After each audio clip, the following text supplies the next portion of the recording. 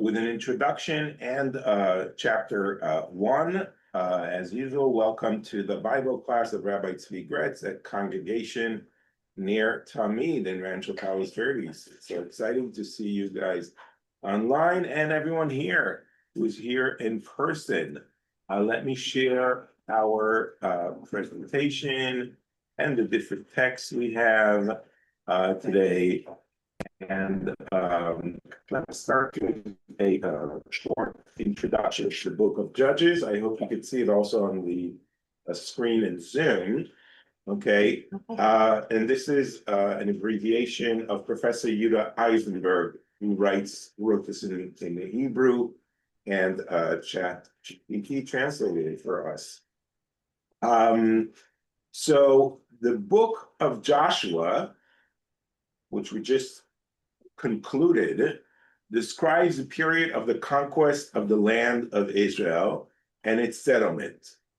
The book of Judges portrays a longer and far more turbulent era. Okay, according to rabbinic tradition, the exodus from Egypt occurred in the year 1312 BCE, and the entry into the land of Israel 40 years later, okay, was in 1272 BCE, right? They were in the desert for 40 years. Joshua led Israel for approximately 28 years and died in 1244, okay? And that means the book of Joshua covers only 28 years, okay? So the book of Judges describes a much longer period from the death of Joshua until the beginning of monarchy in Israel. This period lasted 316 years. Okay, so 40 years in the desert, 28 years of Joshua, that's like nothing, right? That's like barely 70 years, right? 316 years now is the continuation of the book of Judges, which goes all the way till 912 BCE, maybe a little bit before that, with King Saul, who's the first king. Let's just see this slide. Okay, that gives us kind of like a good overview of things. Okay, Exodus from Egypt. The traditional Jewish chronology is 1312. The academic chronology puts it either at the 15th century, which is like hundreds of years before, or more closer, which is like 1270, 1250, 13th century, okay? Revelation at Sinai, 1312, okay? Entry into the land, 1272. And according to academic chronology, 1200, which is the emergence in the highlands. According to that theory, the people of Israel didn't really leave Egypt. They were like local tribes that emerged and created an identity that they came out of Egypt. Okay, that's like a very secular theory, not really according to how the Bible describes it, but that's some of the researchers describe it that way. Rabbi? Yes? Does the time remain the same regardless of whether, I guess there are questions as to what route was supposedly taken? Does it affect the timeline at all? No. It's 40 years. Okay, then the period of Judges is obviously different here, and the beginning of monarchy, according to the traditional Jewish chronology, is 912 BCE, and academic chronology is 1020, and the same, with King David, etc. And this really, the academic chronology is really an estimate. It's based on archaeology, etc. The traditional Jewish chronology is actually exact. Not that it's exact that it really happened, because the academic research says it's the traditional. It's not really happened, but it's It's documented in a book called Seder HaOlam, the order of the world. And it starts from the day the world's created, okay?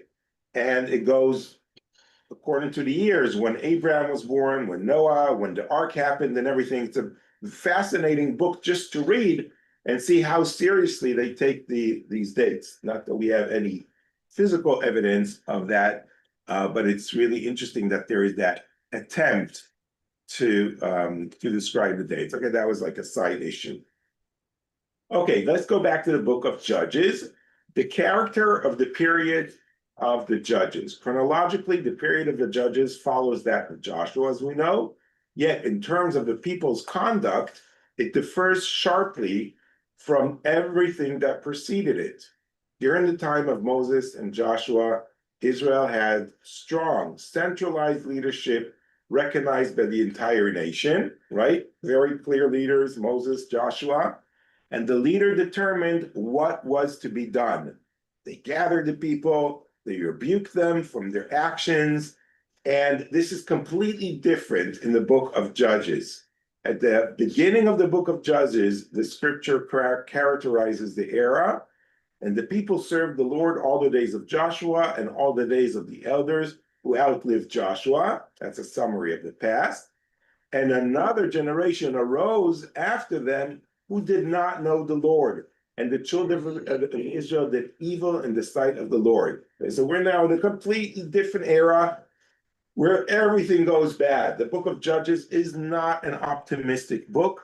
Okay, it doesn't start the best way, and it ends terribly, as we will see. So if you want to be depressed week after week, I suggest you attend my class, okay?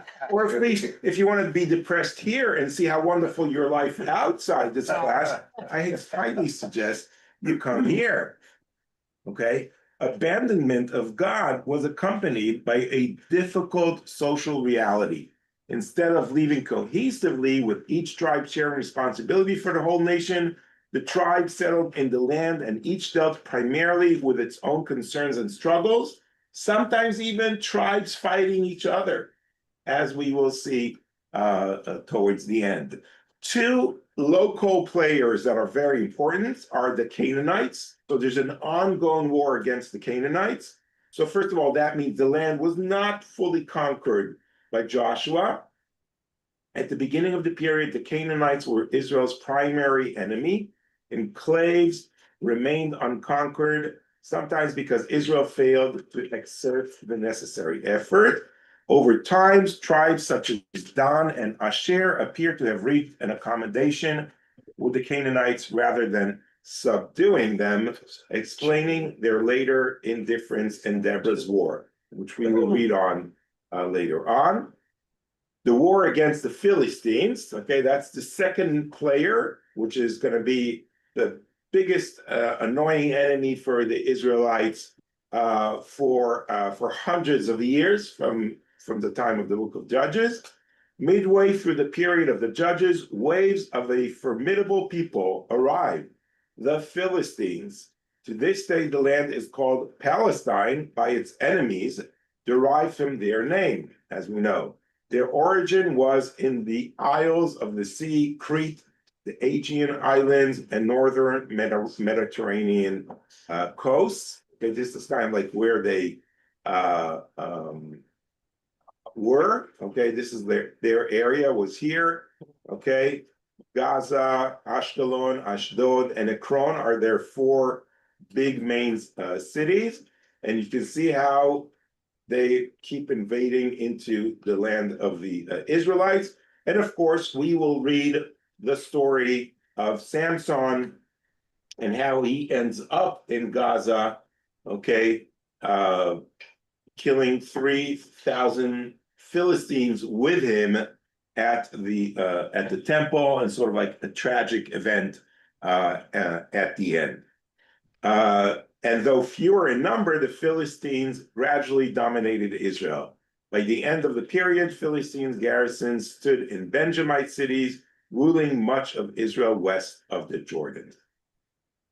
Okay, what does the book of Judges teach us? The book of Judges repeatedly emphasizes that Israel's fate is not accidental, but the result of divine will.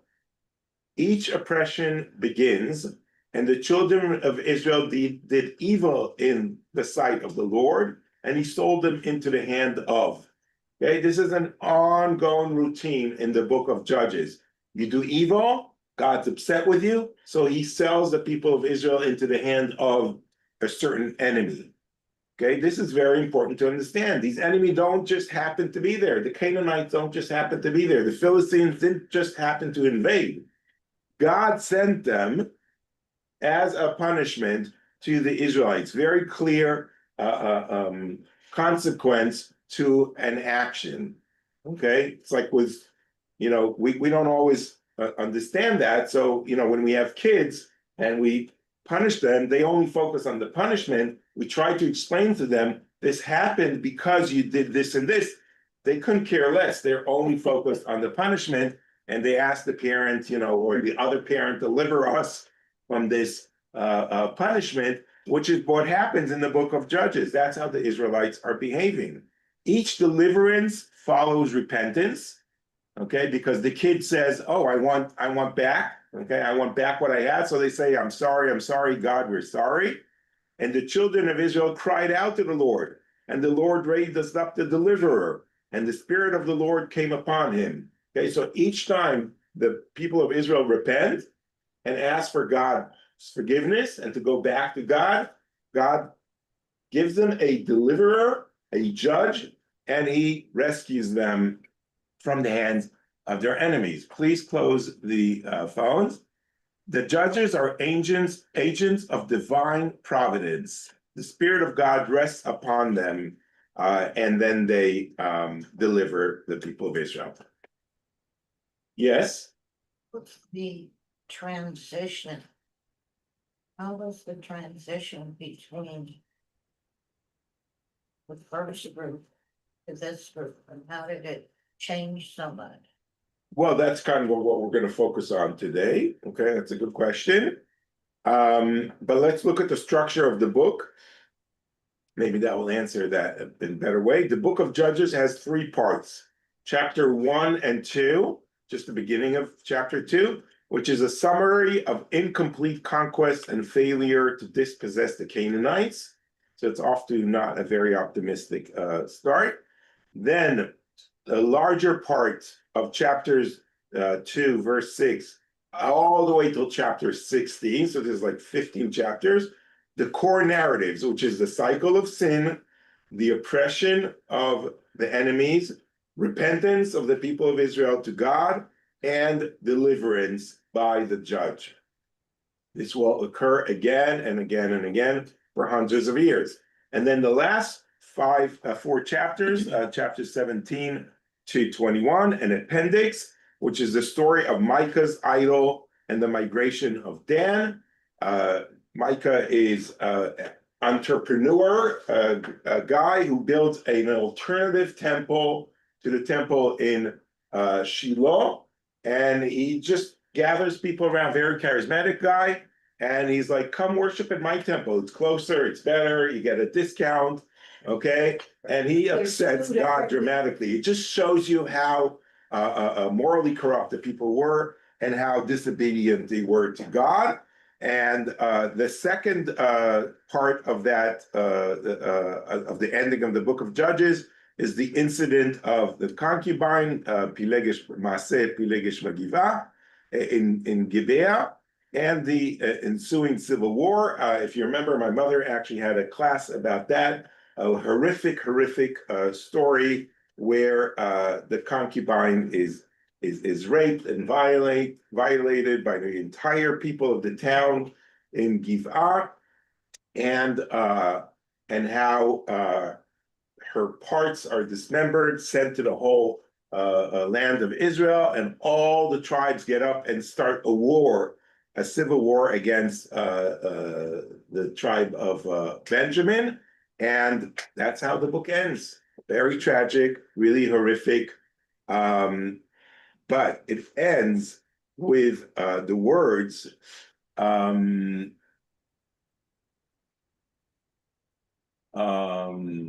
oh wait, I'll get to that in a second. Okay.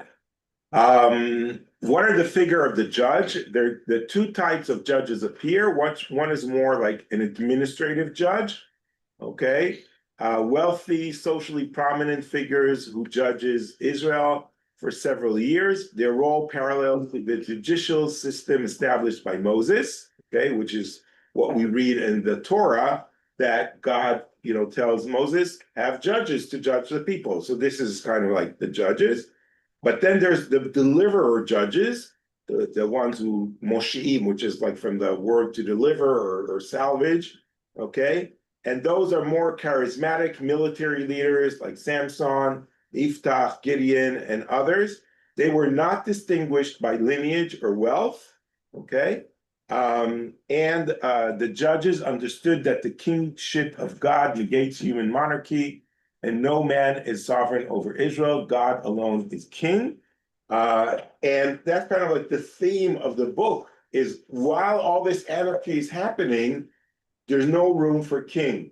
But the book of Judges ends with the notion of this is what happens when there's no king. So it's like kind of like trying to set the ground for the book of Samuel, where the people of Israel demand a king. And although there's only one king, which is God, he's the king forever of the people of Israel, God will allow the people to have a human king just because of the book of Judges.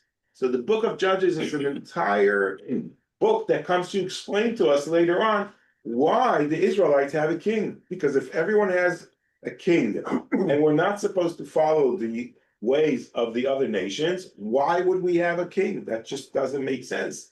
We would just trust God and everything would be fine. So the book of Judges, after you read it, you'll understand why the people of Israel need a king, a monarch, someone who will organize all the people as one nation and move them forward from the chaos that they were in. Did the judges rule, or whatever you want to call it, over just their tribe or a couple of tribes versus all of the tribes at any given time? No, they usually rule just one tribe. Okay, now let's see. Can the people on Zoom see this movie and hear? The book of Judges. Yes. So remember after Joshua led the tribe. Okay, that was a yes. So everyone, oh, you know what the old problem is?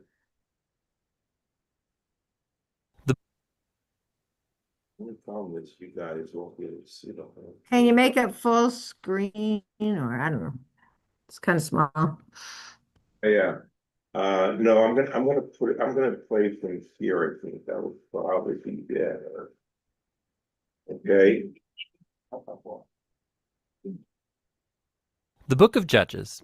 So remember after Joshua led the tribes of Israel into the promised land, he called them to be faithful to their covenant with God by obeying the commands of the Torah. And if they do this, they will show all the other nations what God is like. So Judges begins with the death of Joshua and basically tells the story of Israel's total failure.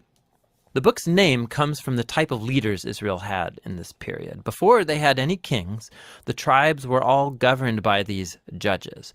Now, don't think of a courtroom. These were regional political military leaders, more like a tribal chieftain. And you need to be warned, the book of Judges is very disturbing and violent. It tells the tragic tale of Israel's moral corruption, of its bad leadership, and basically how they become no different than the Canaanites. But this sad story is also meant to generate hope for the future, and you can see this in how the book's designed. There's a large introduction that sets the stage for Israel's failure as they don't drive out the remaining Canaanites. Then the large main section of the book has stories about the growing corruption of Israel's judges, and the progression here shows how Israel's leaders go from pretty good to okay to bad to worse. The concluding section is really disturbing and shows the corruption of the people of Israel as a whole. So let's dive in and we can explore each part a bit more. The opening section begins with the tribes of Israel in their territories in the Promised Land. And while Joshua defeated some key Canaanite towns, there was still a lot of land to be taken and lots of Canaanites living in those areas. And so chapter 1 gives a long list of Canaanite groups and towns that Israel just failed to drive out from the land. Now, remember, the whole point of driving out the Canaanites was to avoid their moral corruption and their way of worshiping the gods through child sacrifice. God had called Israel to be a holy people, and that does not happen. Chapter 2 describes how Israel just moved in alongside the Canaanites and adopted all their cultural and religious practices.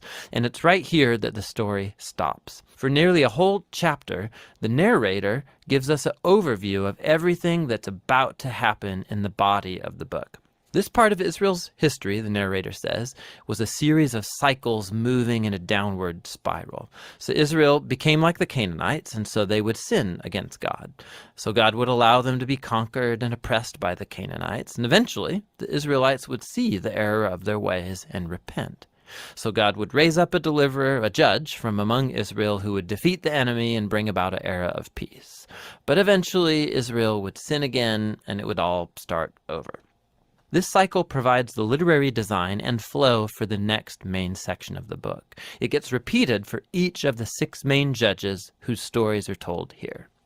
Now, the stories of the first 3 judges, Othniel, Ehud, and Deborah, they are epic adventures. They're also extremely bloody stories. Either the judge themselves or people who help the judge, they defeat their enemies and deliver the people of Israel. The stories about the next 3 judges are longer, and they focus in on the character flaws of the judges, which get increasingly worse. So Gideon, he begins pretty well. He's a coward of a man, but he eventually comes to trust that God can save Israel through him. And so he defeats a huge army of Midianites with only 300 men carrying torches and clay pots. But Gideon has a nasty temper, and he murders a bunch of fellow Israelites for not helping him in his battle. And then it all goes downhill from there. He makes an idol from the gold that he won in his battles. And then after he dies, all Israel worships the idol as a god, and the cycle begins again. The next main judge is Jephthah, who's something of a mafia thug living up in the hills. And when things get really bad for Israel, the elders come to him begging for his help. And Jephthah was a very effective leader. He won lots of battles against the Ammonites, but he was so unfamiliar with the God of Israel, he treats him like a Canaanite god. He vows to sacrifice his daughter if he wins the battle. This tragic story, it shows just how far Israel has fallen. They no longer know the character of their own God, which leads to murder and to false worship. The last judge, Samson, is by far the worst. His life began full of promise, but he has no regard for the God of Israel. He was promiscuous, violent, and arrogant. He did win brutally strategic victories over the Philistines, but only at the expense of his own integrity, and his life ends in a violent rush of mass murder. Now, a quick note here. You'll notice a repeated theme in the main section of the book, that at key moments, God's Spirit will empower each of these judges to accomplish these great acts of deliverance. Now, the fact that God uses these really screwed up people doesn't mean he endorses all or even any of their decisions. God is committed first and foremost to saving his people, but all he has to work with is these corrupt leaders. And so work with them he does. This whole section is designed to show just how bad things have gotten. You can't even tell the Israelites and the Canaanites apart anymore, and that's just the leaders. The final section shows Israel as a whole hitting bottom. There are 2 tragic stories here, and they are not for the faint of heart. They're structured by this key line that gets repeated 4 times at the close of the book. In those days, Israel had no king, and everyone did what was right in their own eyes.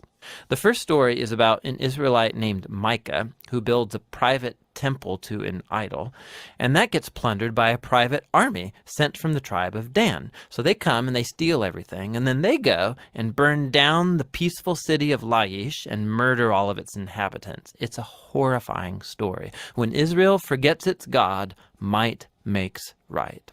The final story of the book is even worse. It's a shocking tale of sexual abuse and violence, which all leads to Israel's first civil war. It's very disturbing. And that's the point. These stories are meant to serve as a warning. Israel's descent into self-destruction is the result of turning away from the God who loves them and saved them out of slavery in Egypt. And now Israel needs to be delivered again from themselves. The only glimmer of hope in this story is found in this repeated line in the last part of the book. It actually forms the last sentence of the story. Israel has no king. And so the stage is set for the following books to tell the origins of King David's family, the book of Ruth, and also the origins of kingship itself in Israel, the book of 1 Samuel. But the story of Judges has value as a tragedy. It's a sobering explanation of the human condition, and ultimately it points out the need for God's grace to send a king who will rescue his people. And that's the book of Judges. Okay, that was a very good summary. I don't stand behind everything that he said, but I think all in all, that was like a good summary of the summary. Is this all in some ways related to the fact that when the Israelites came over, they knew nothing of any freedoms. They were slaves. And even the next generation really didn't have any clue about what it meant to be free, and we're always used to having some kind of king over them. And it looks like what happened in the time of the judges is they kind of squirreling around trying to figure this all out. Yeah, I think in many ways you're right that this is like, they were slaves. It's like when you free savages and, you give them full freedoms, like they take their time and they go through their struggles to be civilized. So in many ways, maybe that's the process that's happening with the Israelites. And again, it tries to set the tone for the need for a king. Okay, the Torah, I will remind you when we study about the book of Kings and the establishment of kingdom in Israel, I will remind you that the Torah prohibits the people of Israel to have a king. Okay, clear prohibition. So if you go against the prohibition of the Bible, you need to understand why it's done. And that's the book of Judges, and it purpose in many ways. Okay, now let's begin with reading the book of Judges. Okay, and chapter 1. After the death of Joshua, the Israelites inquired of God, which of us shall be the first to go up against the Canaanites and attack them? Okay, so this assumes that not the entire land of Israel has been conquered yet, and there's still a lot more work to do. And the Canaanites are all over. So now they're figuring out, okay, we are all settled, we all have our place, but who's going to go first and free the other parts of the land? So God replied, let the tribe of Judah go up. I now deliver the land into their hands. So Judah then said to their brother tribe Simeon, come up with us to our allotted territory and let us attack the Canaanites. And then we will go with you to your allotted territory. So Simeon joined them. Okay, so Judah is doing something smart. He's not going to go alone. He's like tagging another tribe, Simeon next to him. They are together because Simeon is inside the land of Judah. So he says, I'll help you and you'll help me. The interesting thing is, like, we don't have more tribes joining this. And this is kind of like maybe the fractured society here that we see. Why aren't they all coming and helping Judah? Maybe they're all waiting for God to speak to them. Right, but in the meanwhile, they could join and help, right? And then God will say, who's the next one you go to? And who's the next one you go to? Judah's, verse 4, when Judah advanced, God delivered the Canaanites and the Perizzites into their hands, and they defeated 10,000 of them at Bezek. At Bezek, they encountered Adoni Bezek, which translates into modern Hebrew as Mr. Bezek or Sir Bezek, engaged him in battle and defeated the Canaanites and the Perizzites. Adoni Bezek fled, but they pursued him and captured him, and they cut off his thumbs and his big toes. And Adoni Bezek said, 70 kings with thumbs and big toes cut off used to be up scraps under my table. As I have done, so God has requited me. They brought him to Jerusalem and he died there. Okay, so this is, I told you it's gruesome and and violent. So the book starts us right off with this, really bad, So who died? description. Adoni Bezek, their king, died and he was killed. Okay, that they brought him, they kept him alive, but just without toes and Minor and inconvenience. thumbs. Okay, and so someone had to feed him. So that was like a humiliation to him. And it's also obviously, and he says, I did the same for 70 kings, 70 other local kings. That's what I did to them, because that was like how you would do things back then. It's not, that cruelty is not special to the Israelites. The Israelites actually, are doing what the others did. But maybe there's some kind, maybe that's not the Jewish way of doing things. Kind of like is the theme here. Bezek is here.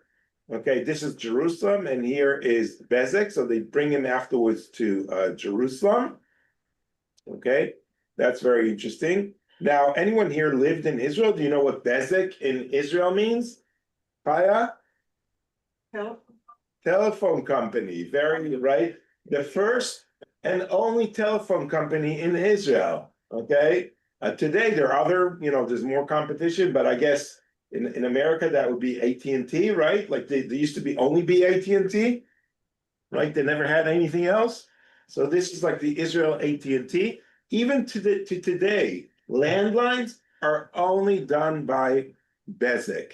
Okay. And this is my mother, who arrived in Israel after the 6-Day War, could probably tell us, how difficult it was to get a phone line in the house. Okay, I think that you waited for like a year, and you would order it, and then the technician would show up one day a year later and says, "Oh, I'm here to install your phone line, Mrs. Graetz." Okay. And if you would ask for a second phone line, that would be you'd be like an important minister or a mayor or something like that. And I found this really beautiful poem by Ruth Blomert, who connects the biblical story of this King Bezek, that his toes, hands, and feet got cut off, okay, with the phone company and how difficult the phone company was with people. That's kind of like the notion here of waiting and waiting and waiting for the phone to come. So connections, she calls it. Today, for the first time this week, the telephone rang in my house. Someone from Bezek, the phone company, offered me, for my own good, an additional line. Sir Bezek, I said in embarrassment, to double the number of the unreachable, to deepen the silence, to charge you another tax, a tax of sealed lips. Okay, meaning like I have no one else to really call because no one else has a phone line. Okay, no one's going to answer me. Sir Bezek, I said, with me are 70 kings with the thumbs of their hands and feet cut off. Okay, so they can't answer the phone, right, without their feet. Gathering beneath your table, how will they dial? Okay, so this is like a cute play off on that. Okay, back to our text and a little bit into Israeli culture here.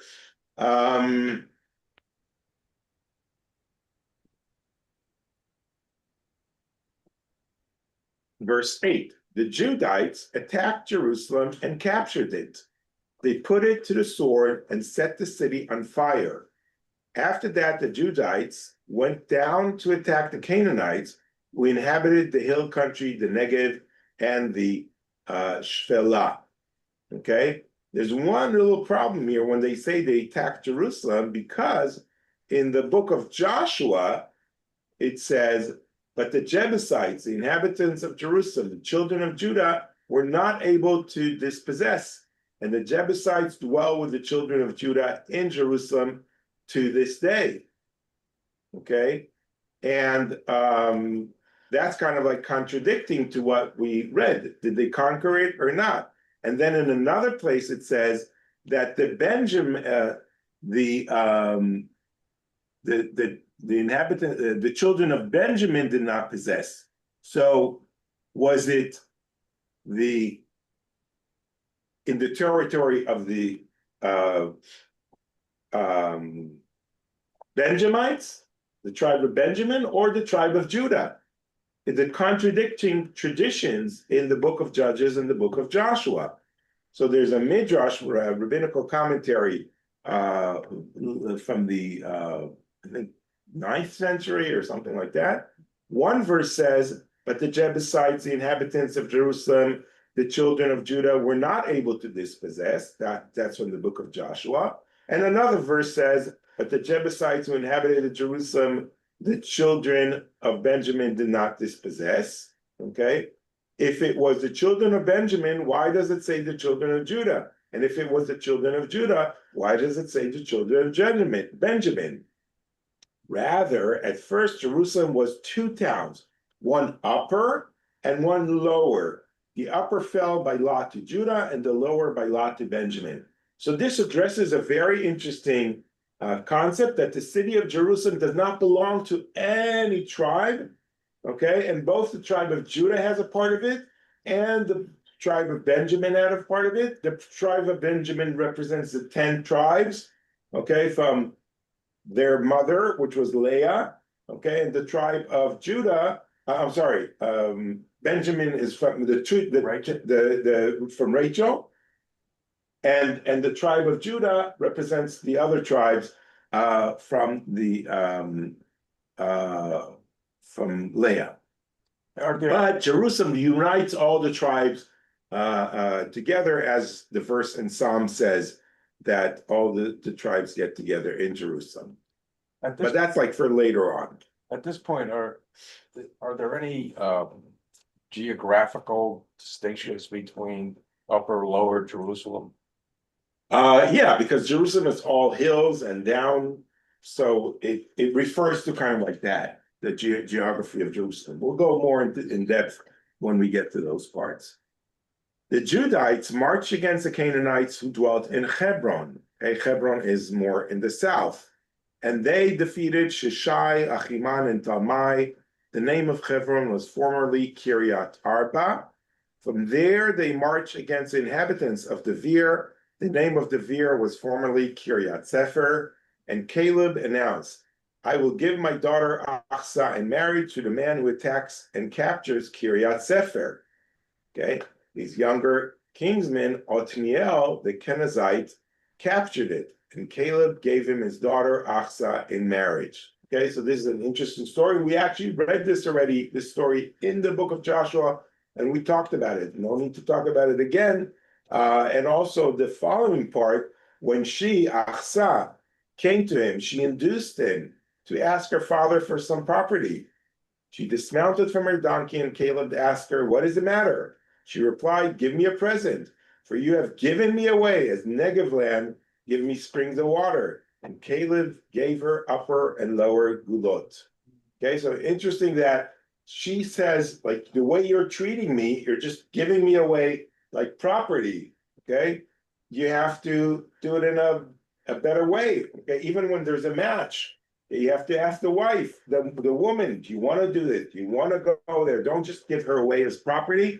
And this kind of like goes with the decay of the whole book, where we said that the way you're treating other inhabitants of the land, like the way they treated the king of Bezek, or the way they were treating a woman here, okay, that goes very well with the way they were treating at the end of the book with the concubine that they tore apart. or in the middle with the daughter of Iftach that sacrifices her. So along the line of the book, there are different ways where we see this moral decay. And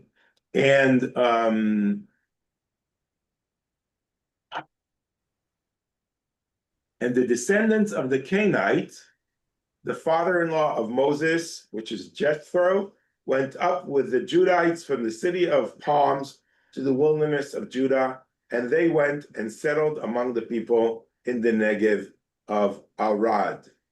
Okay, and Judah with its, which is also interesting that Jethro descendants also get a part in the land of Israel. Okay, which although they're not officially part of the people of Israel, but here they are settling with the Israelites as well. And Judah with its brother tribe Simeon went on and defeated the Canaanites who dwelt in Zephat. They prescribed it, and so the town was named Chorma. Chorma means cherem, to prescribe a city. And Judah captured Gaza and its territory, Ashkelon and its territory, and Ekron and its territory. Okay, so that's the same Gaza and Ashdod and all those places where the Philistines will come and raid over and take it over. Right now it belongs to the tribe of Judah. God was with Judah so that they took possession of the hill country, but they were not able to dispossess the inhabitants of the plain, for they had iron chariots. Okay, so military reality also comes into place here. And if your enemies have iron chariots, you can't defeat them. What can you do? They gave Hebron to Caleb, as Moses has promised, and he drove the 3 Anakites out of there. And we just read, the Benjamites did not dispossess the Jebusites, inhabitants of Jerusalem, so the Jebusites have dwelt with the Benjamites in Jerusalem to this day. And this is that contradiction we talked about. Who actually settled Jerusalem, Judah or Benjamites? And the solution that the Midrash gave us was Upper Jerusalem and Lower Jerusalem are controlled by different groups. But this all sets the tone for later on when King David conquers Jerusalem, he will be the first one to really enter Jerusalem. So that's why this is kind of like fake here. The house of Joseph, for their part, advanced against Beth El, which is a holy city further north, and God was with them. While the house of Joseph was scouting at Beth El, the name of the town was formerly Luz, their patrols saw someone leaving the town. They said to him, just show us how to get into the town, and we will treat you kindly. He showed them how to get into the town. They put the town to the sword, but they let the man and all his relatives go free. The man went to the Hittite country. He founded a city and named it Luz, and that has been its name to this day. Now we go to the other tribes. Manasseh did not possess the inhabitants of Bet She'an and its dependencies, or of Tanakh and its dependencies, and the inhabitants of Dor and its dependencies, or the inhabitants of Ibleam and its dependencies, or the inhabitants of Megiddo and its dependencies. The Canaanites persist in dwelling in this region. Okay, where's our stick here today, our map? We're talking about these parts here of Bet She'an, right by the Jordan River. And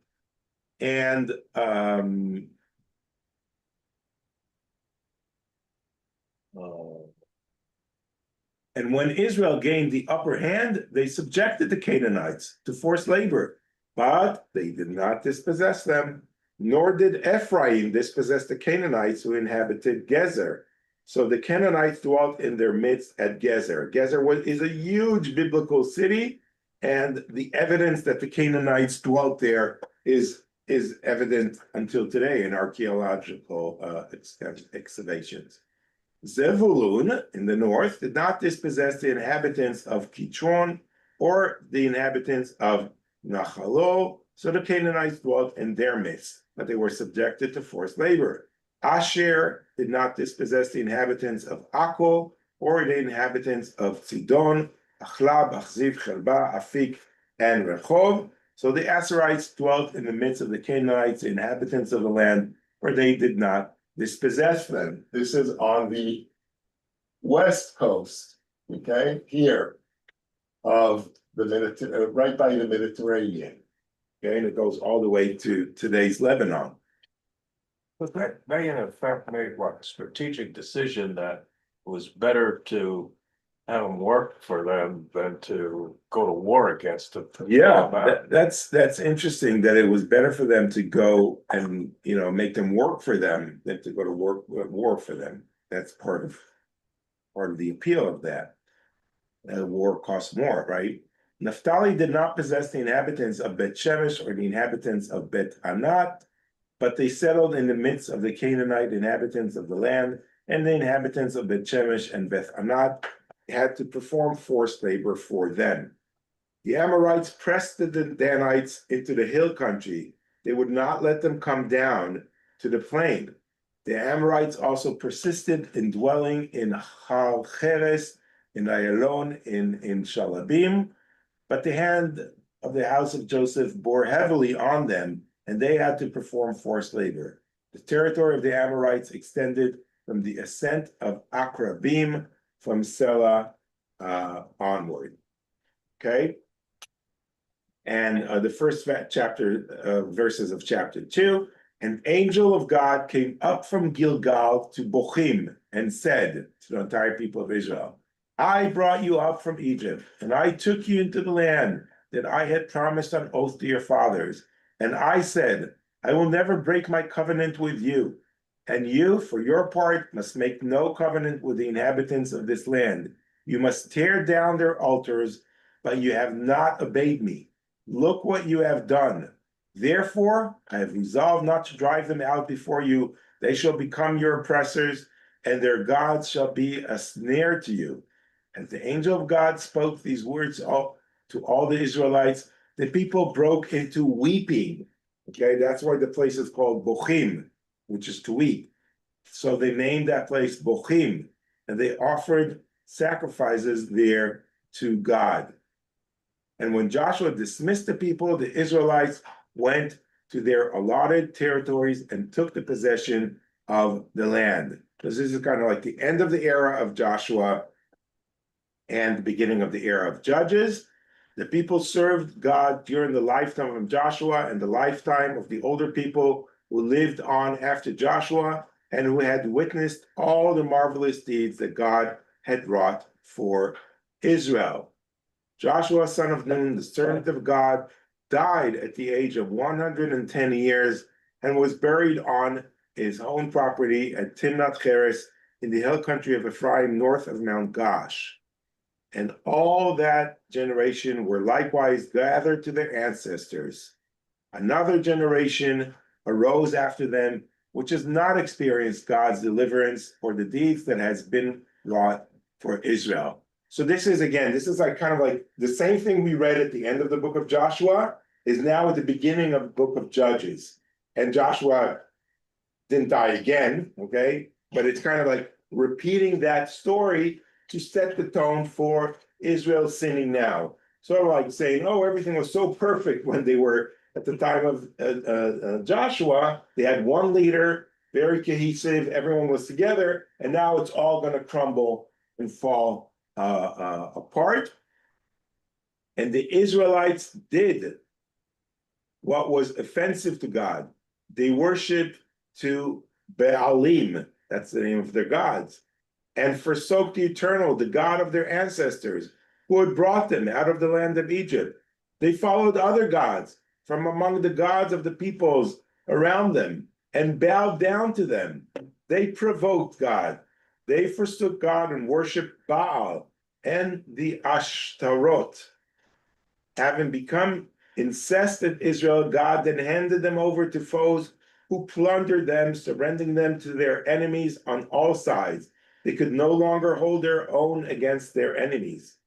In all their campaigns, God's hand was against them to their undoing, as God has declared and as God has sworn to them. And they were in great distress. Then God raised up chieftains who delivered them from those who plundered them. Okay, that whole cycle that we were talking about is described by the Bible itself. But they did not heed their chieftains either. They went astray after other gods and bowed down to them. They were quick to turn aside from the way their ancestors had followed in obedience to God's commandments. They did not do right. When God raised up chieftains for them, God would be with that chieftain and would save them from their enemies during that chieftain's lifetime.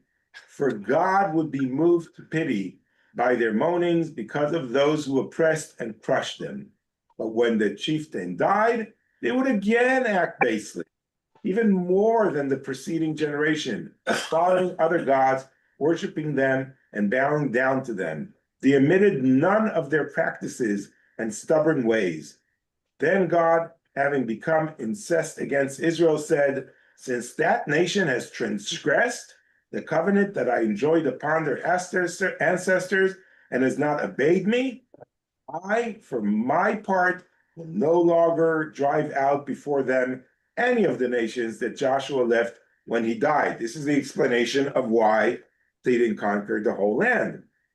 For it was in order to test Israel by them, to see whether they would faithfully walk in God's ways as their ancestors had done, that God had left those nations instead of driving them out at once, and had not delivered them into the hands of Joshua. So this is kind of like setting the ground for why everything's not working and why there are other nations there. God could have easily driven them. No, but they were not loyal to God. That's what they stayed there. And that's it for chapter 2 as well. An interesting thing I wanted to show you is the name Ashtaroth.